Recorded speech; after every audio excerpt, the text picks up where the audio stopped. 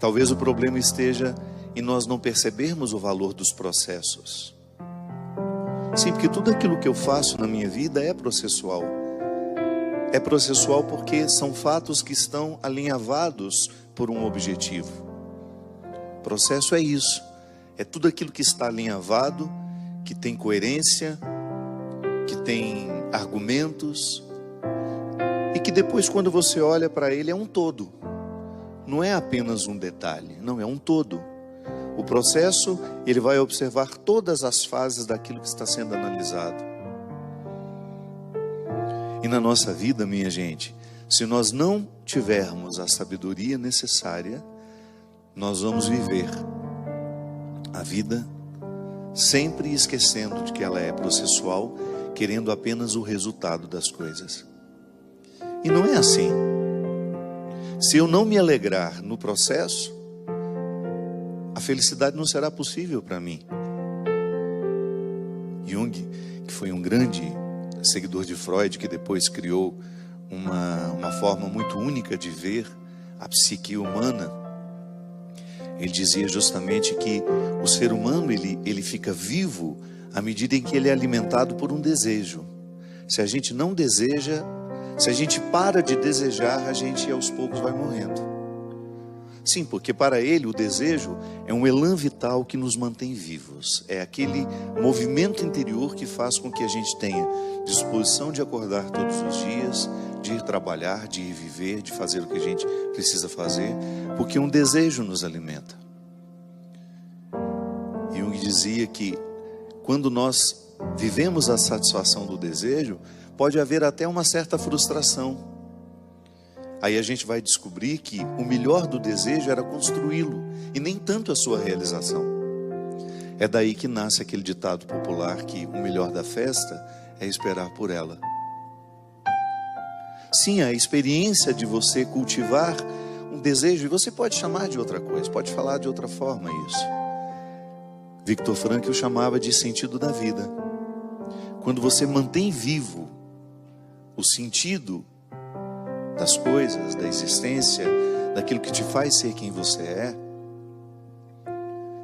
você começa a saborear o processo, que não é só um resultado do sentido da vida, não. O sentido da vida pode até me levar a alguns resultados, mas nem sempre eu tenho resultados daquilo que eu faço, mas eu preciso descobrir uma satisfação ali naquilo que eu faço. É o preparar, é igual o significado da palavra esperança. A esperança não é um conceito estagnado, pronto. Não, porque eu espero, eu digo, eu estou esperando. Mas significa que enquanto eu estou esperando, eu estou construindo aquilo que eu espero. Também aí você tem uma dimensão processual. Você não está de mãos cruzadas, braços cruzados, esperando por aquilo que você quer que aconteça. É por isso que na esperança cristã, é uma esperança operante.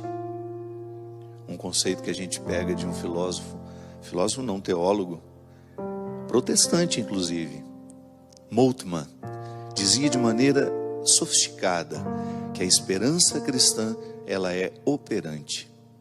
Isto é, eu opero enquanto espero.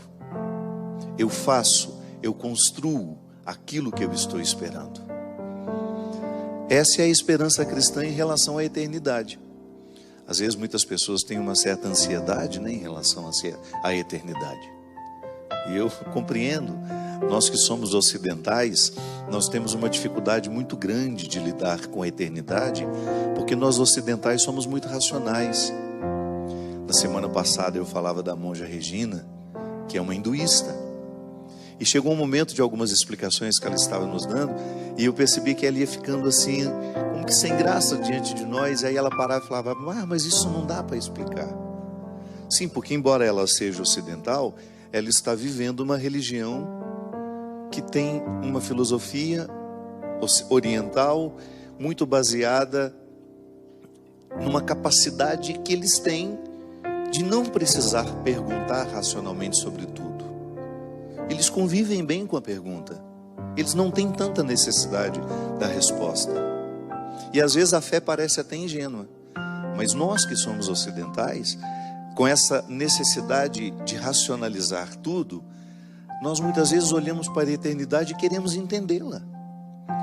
E às vezes eu, como padre, vivo o constrangimento de ter de falar sobre isso de forma racional, quando na verdade a eternidade não cabe nos nossos conceitos racionais. Aí a pessoa me pergunta: padre, como é que é depois que a gente morre? Primeiro, eu não morri também, não sei, estou na mesma situação que você. Aí a minha fé, eu como cristão, eu sou levado a acreditar que a eternidade será o meu encontro definitivo com Deus. Isso pode significar tanta coisa, mas não dá para racionalizar isso.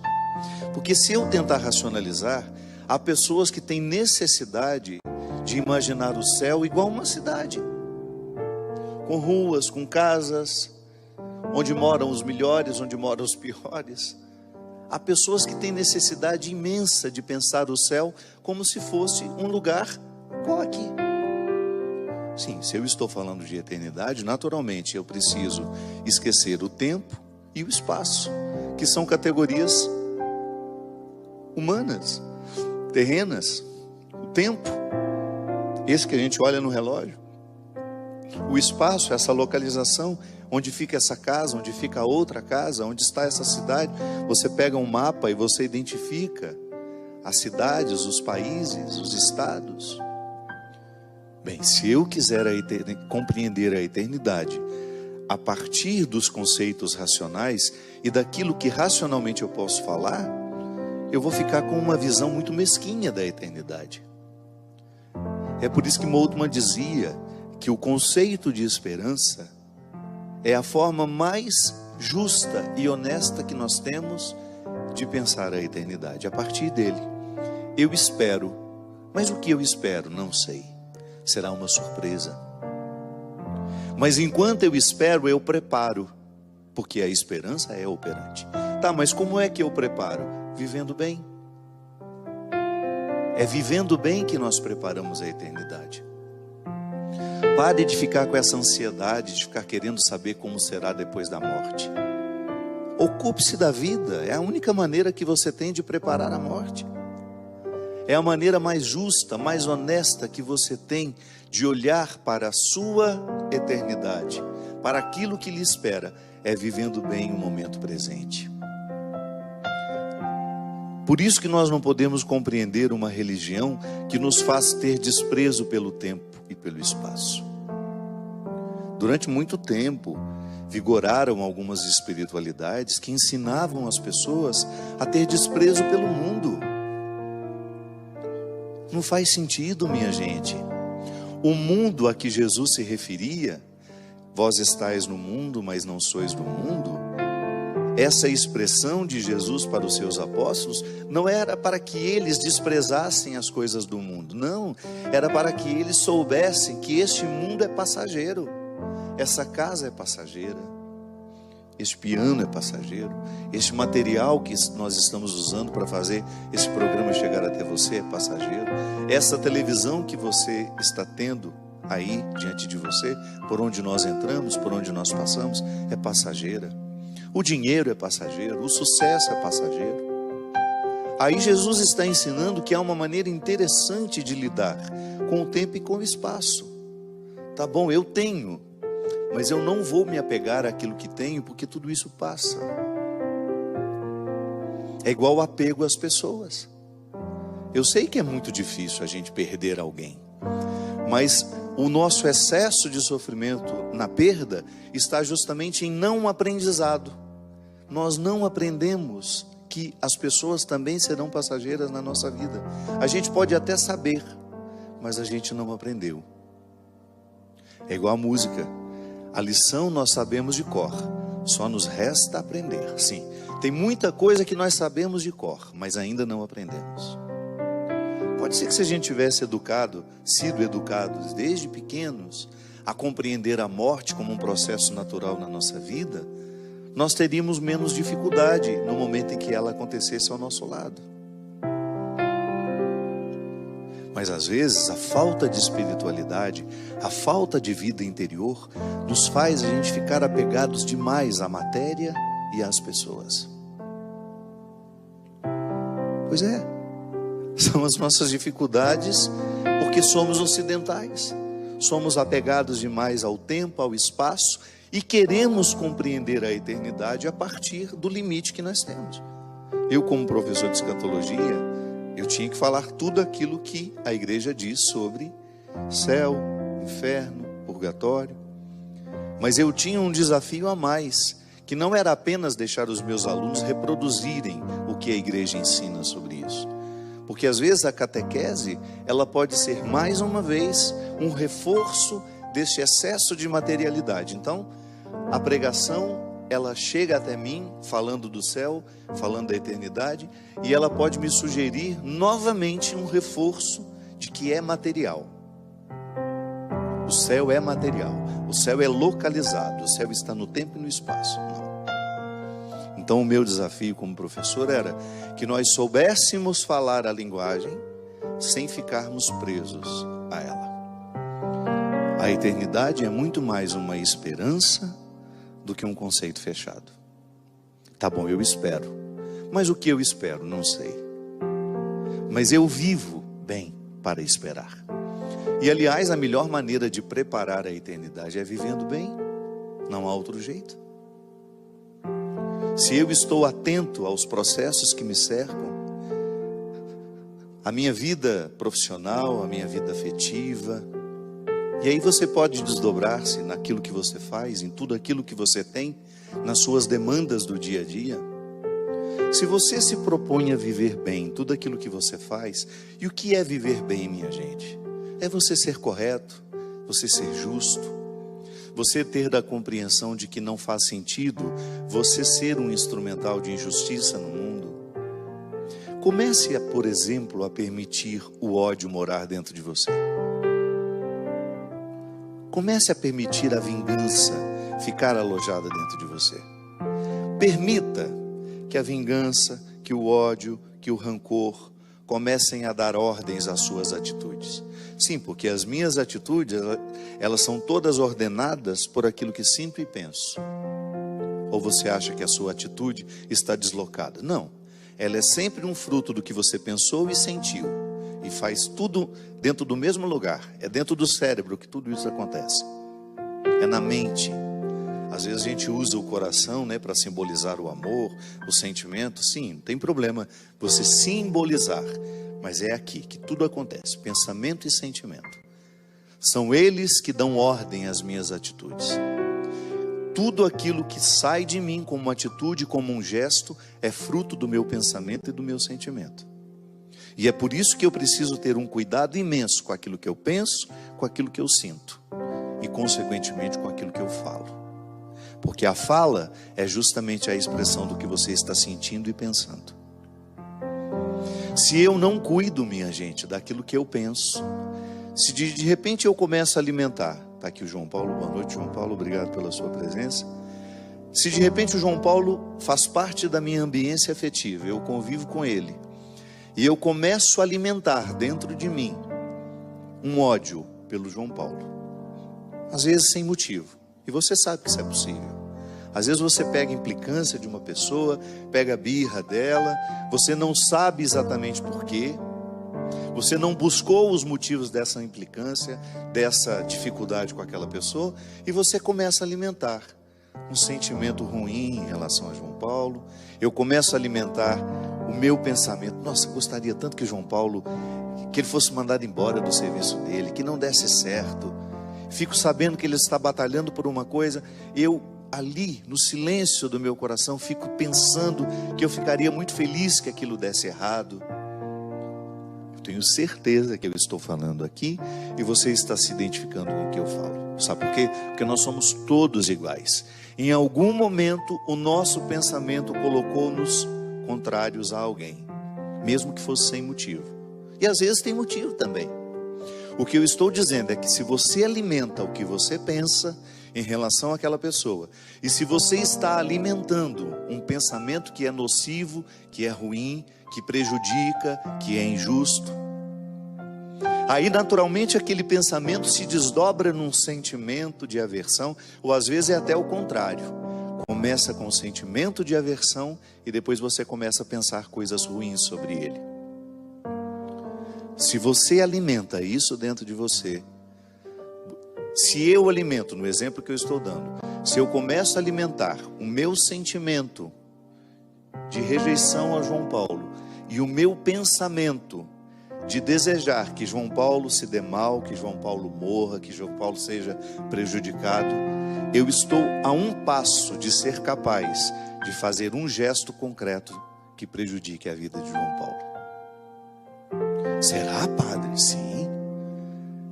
Muitos monstros nos habitam, minha gente. Por isso que eu digo para você, a gente olha para essas pessoas que são capazes de matar, que são capazes de assassinar outras pessoas, e a gente se acha tão diferente delas. Começa a alimentar o ódio dentro do seu coração para você ver. Comece a alimentar a vingança e de repente você está achando normal pegar uma arma e acabar com a vida daquela pessoa. Comece a alimentar os sentimentos que são diabólicos para você ver. Um prazo, sei lá de quanto tempo, 2, 3, 4, 5 meses, às vezes um ano, você será capaz sim de tirar a vida daquela pessoa. Por quê? Porque o diabo se alojou no seu pensamento e no seu sentimento. E é por isso que a palavra, às vezes ela é tão enganosa. Às vezes uma pessoa fala uma coisa para você, uma palavra que expressa bondade, mas a palavra já está a serviço. Ela já é ardilosa, ela já tenta lhe enganar, porque ela já está a serviço de um pensamento maldoso e de um sentimento maldoso. Eu sempre digo isso. Dá tréguas aos seus sentimentos e aos seus pensamentos e o diabo faz parte da sua vida. Começa a fazer parte da sua vida. Aquela história de possessão demoníaca, eu nunca vi aquilo que aparece nos filmes. Nunca vi. Agora eu vejo o diabo alojado na mente de muitas pessoas, o tempo todo, que estão articulando maldade, não têm o mínimo de responsabilidade com os outros, são desonestas, são injustas. Ali sim o diabólico está tendo espaço para agir no mundo, através daquela pessoa. Então vamos só recapitular. A minha atitude é um fruto do que eu penso e do que eu sinto. Se eu estou alimentando pensamentos ruins, injustos, aí você pensa tudo aquilo que é ruim: mentira, infidelidade, maldade. Se o meu pensamento está nutrindo isso dentro de mim, ele está então julgando sentimentos também ruins, que vai me colocar numa oposição, que vão me colocar numa oposição em relação às outras pessoas. E sem perceber eu me torno um instrumento do mal. Volto a dizer, estou falando aqui e você está pensando, claro, é bom assim. O programa só tem sentido se ele nos faz pensar. Eu tenho certeza que você já identificou isso em você, ou então naquela pessoa maldosa lá do seu trabalho, que está sempre articulando contra outras pessoas, ou aquela pessoa que se tornou uma habitação da desonestidade. Ela é capaz de qualquer coisa para manter os seus interesses. Ela é capaz de passar por cima do outro. Ela é capaz de causar um prejuízo e nem fica preocupado. Dá o calote aqui, dá um calote ali. Engana um aqui, engana um outro ali. Isso é possessão demoníaca. Porque nós não nascemos para isso. Mas em algum momento da vida, seja lá no nosso processo formativo, na primeira infância, quando nós somos tão frágeis, quando nós não somos capazes de refletir sobre os nossos pensamentos e sobre os nossos sentimentos, porque a gente ainda não sabe nem o que é certo, o que é errado, se não existe alguém ali para nos ajudar a purificar o que nós estamos sentindo e pensando, com frases muito práticas: meu filho, isso não pode, porque a criança, minha gente, ela não esconde o que ela pensa e o que ela sente. Tanto é que em muitos momentos, quantas vezes uma criança de 3, 4 anos fala: eu vou matar você, grita isso para a mãe, porque está sendo contrariada. A gente pode pensar: mas isso é tão inocente, é coisa de uma criança. Sim, se não há uma correção ali naquele momento, carinhosa, amorosa, dizer: meu filho, nunca mais diga isso, porque é muito feio matar alguém. para que ela possa começar a entender, para que aquela linguagem não crie dentro dela uma disposição ao pensamento futuro e ao sentimento futuro, que quando alguém me contrariar, é justo eu poder matá-la. Eu posso matar. Se a gente não tem uma pessoa nos orientando, minha gente, seja pai, seja mãe, seja avó, avô, tio, irmão, vizinho, se nós não tivermos na fase em que nós não temos este filtro do certo e do errado, se nós não temos alguém para nos ajudar a entender o que a gente sente, o que a gente pensa, nós nos tornamos futuros assassinos. Nós seremos, em potencial, aqueles que invadiram a escola e exterminou todo mundo. Quando é que começou aquele crime? Naquele dia, num dia anterior? A justiça já chegou à conclusão de que foi um crime premeditado. Sim, mas uma semana antes, 2 meses antes, não. Aquilo ali começou na infância daqueles meninos, quando o essencial foi negado a eles. O essencial, quando nos é negado, minha gente, deixa um buraco imenso. Uma criança não nasce para ser bandido. Ela não nasceu para dar errado. Agora, o que nós fazemos com ela contribui justamente para que aquela índole, às vezes maldosa que ela tem, cresça. Porque quem pode dizer que nós também não temos essas índoles dentro de nós? Temos. Descuide de você para você ver o monstro que você se torna. Eu sempre digo isso. Nós que somos religiosos, nós que vivemos uma experiência de Deus, porque publicamente dizemos isso aos outros. Não estou dizendo que aquele que não diz não viva. Estou dizendo eu, no meu caso. Você já imaginou que contraditório seria se nos meus bastidores eu fosse uma pessoa maldosa? Se eu não tivesse capacidade de reconhecer os meus erros? Se eu prejudicasse João Paulo conscientemente, mesmo sendo padre? Isso acontece muito. Uma casca religiosa para esconder maldades vergonhosas. Como os padres que foram acusados de pedofilia, abuso sexual de pessoas que vão buscar, ou outras lideranças religiosas, padres, pastores, leigos, que exercem uma autoridade religiosa sobre alguém e abusam, ultrapassam uma maldade, minha gente, que está protegida pela religiosidade. É o que eu estou dizendo. Se eu não cuido dos meus sentimentos e dos meus pensamentos diariamente, purificando-os, pedindo perdão a Deus e aos outros, eu me torno um monstro. Sim, tenho potencial para ser santo? Tenho, mas também tenho potencial para ser um monstro. E com você não é diferente.